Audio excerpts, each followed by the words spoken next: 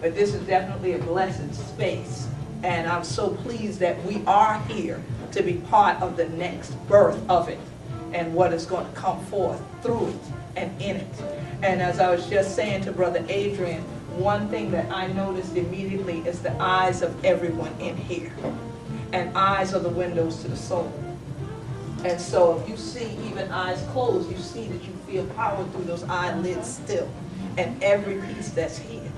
So there's a reason that God has blessed him to be able to see into the souls of those who, if you know who they are, you know many of them are not in this realm of living now. They have already crossed over.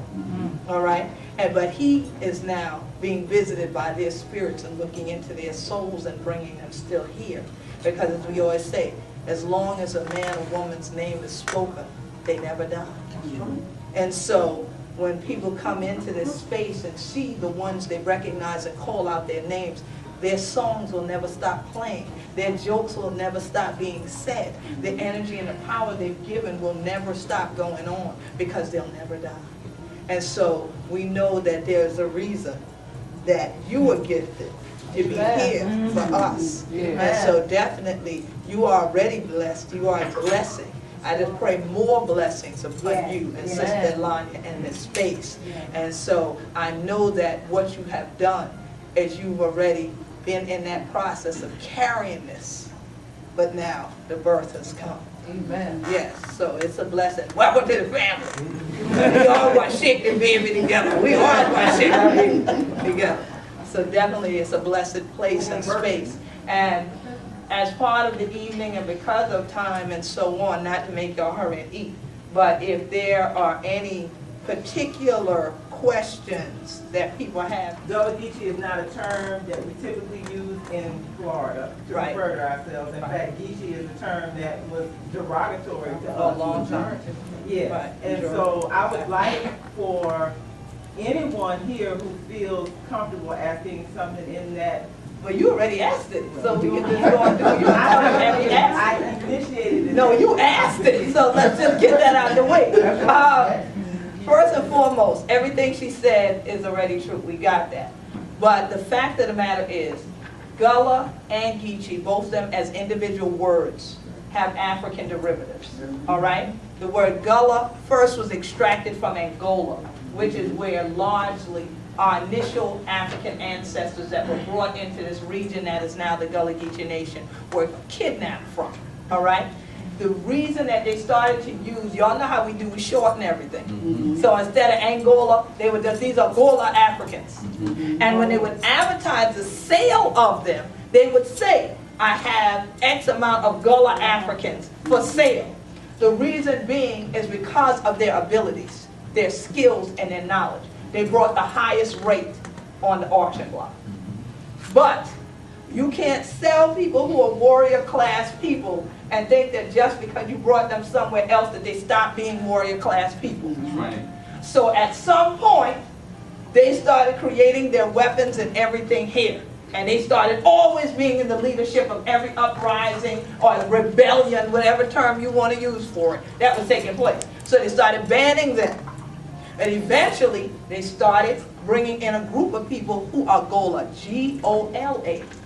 All right? And Geechee, G-I-D-Z-I, from what we call the Windward Coast or Rice Coast region. So from the Senegambia down to today's Liberia. And notice I said today's. These countries you look at on a map today are not the boundaries that existed in 1600s. All right? Not to mention the names. These names were not the names that people called it. It wasn't even Africa. Okay? Al-Kebulan. So we just using today's words for areas. All right? But that whole region, you will find there's a Gullah forest. All right? There's a Gullah island. These are where our ancestors came from. So the terms were never to be, as the sister said, pejorative. They were never to be demeaning. But if someone wants to and desires to enslave you, they have to psychologically break you down. Right.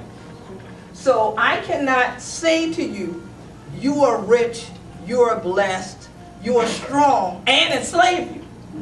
Because if you're all those things, you're not going to be enslaved. Xavier, can you get that video? So you are going to do just what is within your spirit. which is rebel. All right? But now if I continue to tell you, you are a slave. You come from slaves. You are a descendant of a slave. I now strip you of everything that makes you human. Because you now have no name, you have no culture, you have no spirituality, you have nothing. All right? You are only what I make you to be.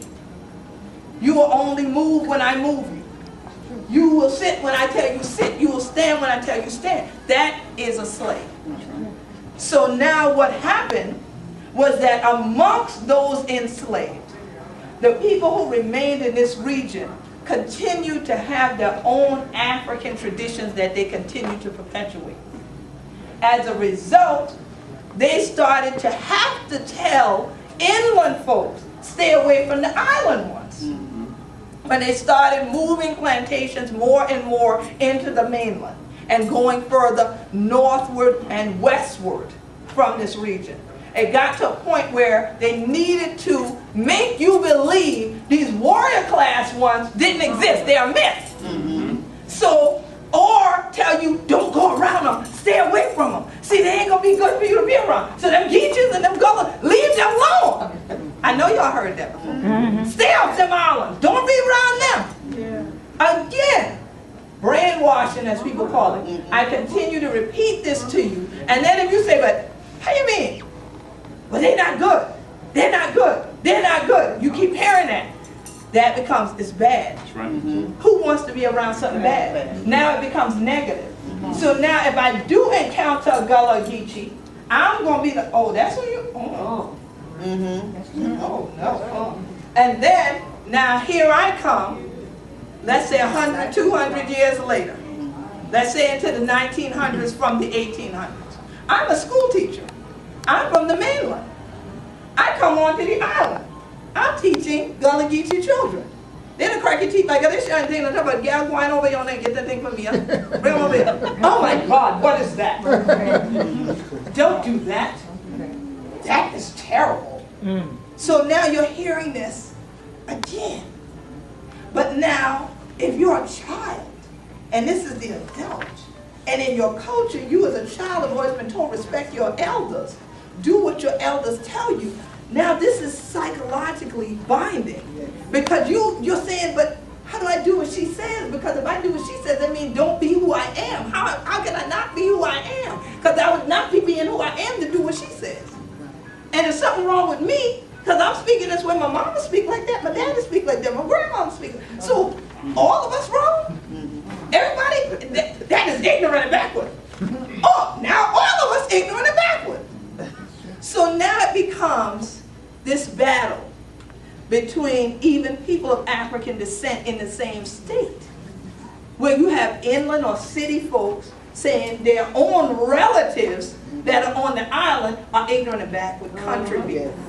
So we don't want to deal with them because, you know, we ain't talking like that. Watch that. No, we ain't talking like that. We ain't talking like that in Jacksonville.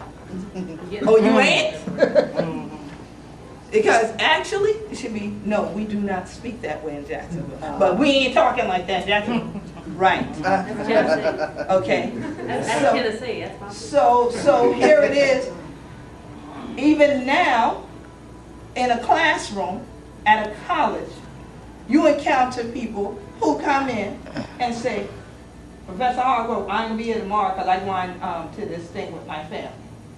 Oh, so you're Gullah Geechee? No. But you just spoke in Gullah? No. Yes, you did. No, I tell you, I'm going with my family tomorrow.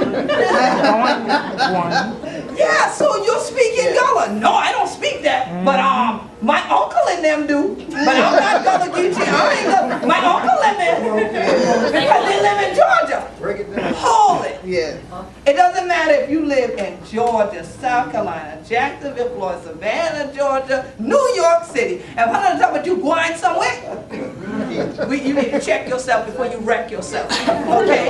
Because, really.